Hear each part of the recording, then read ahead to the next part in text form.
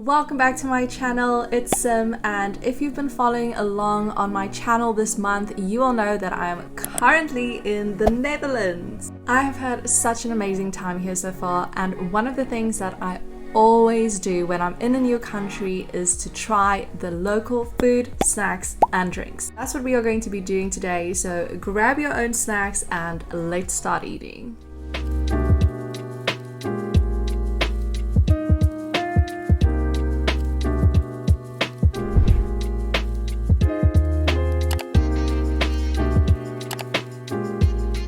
Eating out a lot, and overall I have to say that the food has been really good here, so I'm very excited for everything that we are going to be trying today. We are going to kick it off with a traditional Dutch biscuit, and this is called speculaas. Apparently these biscuits are super popular over Christmas, and as you can see there is like a little character on the biscuit, and then I also got the option with chocolate in the back because why wouldn't you want chocolate at the back? And apparently it's a spiced biscuit, so I'm expecting it to kind of be like a ginger biscuit. So let's try it out and see how it tastes.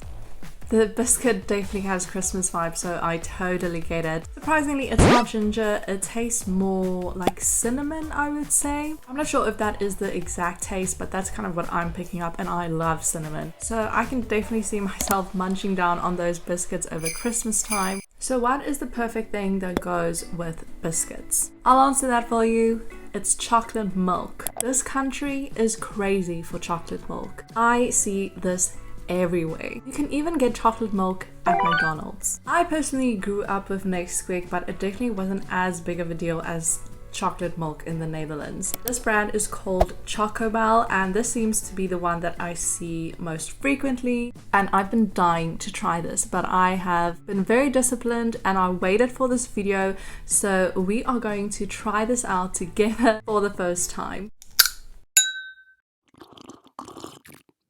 I mean, there's nothing bad to say. It's chocolate milk. It goes really well with the biscuits, as I thought. The only thing you can really do wrong with chocolate milk is if it's too watery, and this one definitely isn't. I think it's a pretty good consistency. There's a lot of chocolate flavor, so if you like your chocolate milk, I would definitely recommend this one.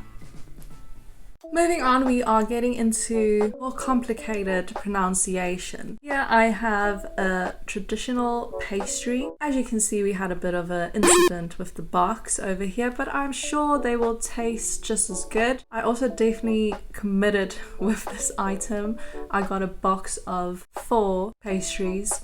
So hopefully they are actually good. So this pastry is called a Tompus pastry, and it originated in Amsterdam. There's a pastry crust at the bottom, then there is a cream filling. This almost even looks like custard, but that might just be the coloring. And then at the top there is a glaze. This one says rose on the packaging, so I'm hoping the flavor of the glaze is rose because that is one of my favorite flavors. But I think it's time to give this a bite and confirm if it's as delicious as it looks.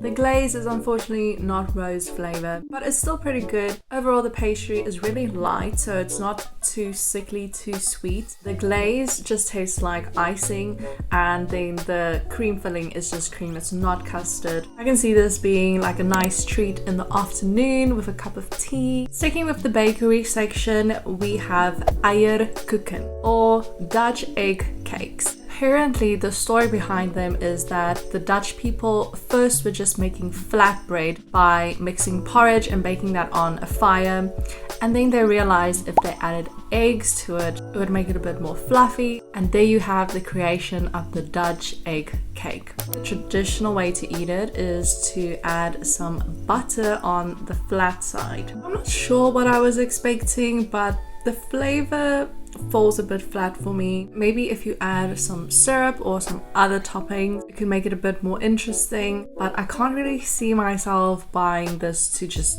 eat it with butter. Not gonna lie, I am dreading the next one a bit, just because I've had a bad experience with licorice before.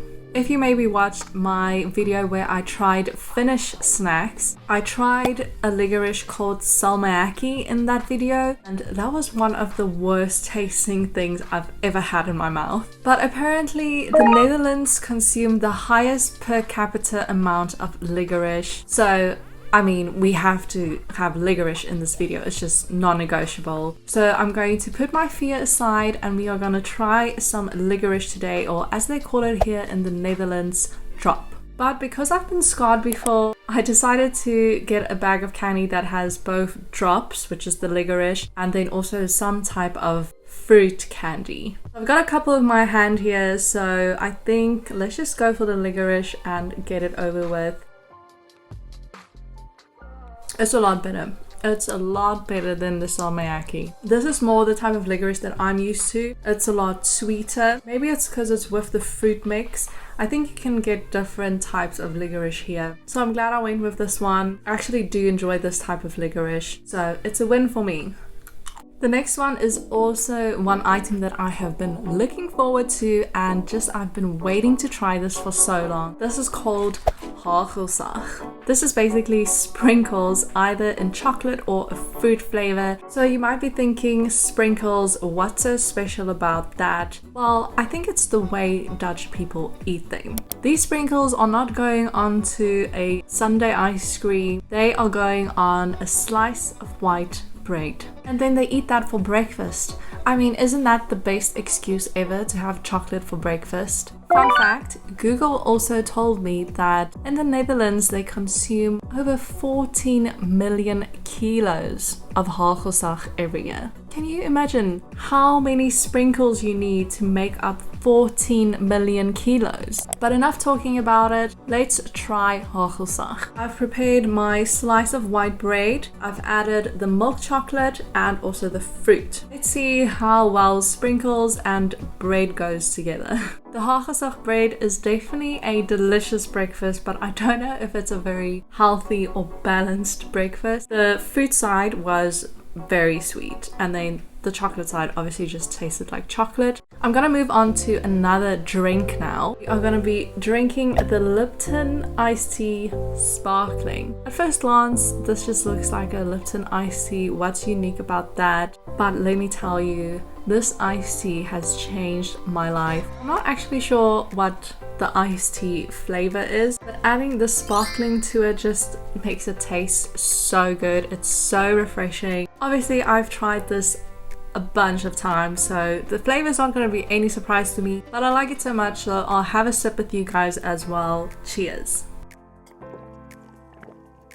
The next one is the ultimate classic Dutch treat. It's a stroopwafel, or in English a syrup waffle. Usually these are best if you get them freshly made at a market somewhere, because then they're nice and warm and gooey, but they also taste delicious if you get some from the grocery store. The packaging on this one says that these are extra tasty syrup waffles, so let's try them and see if they can live up to the promise. If you're not familiar with a syrup waffle, it's basically 2 layers of batter, and then in the middle there is a syrup filling. I've had so many of these since I've been here, and it just doesn't get old. Our last Dutch treat for this video is going to be Tony's Chocolonely. How fun is that name? And I also just love the bright packaging. Really grabs your attention and it makes it feel like Willy Wonka. This chocolate brand is also available in the UK, but I've never tried it, and Tony's Chocolonely is actually a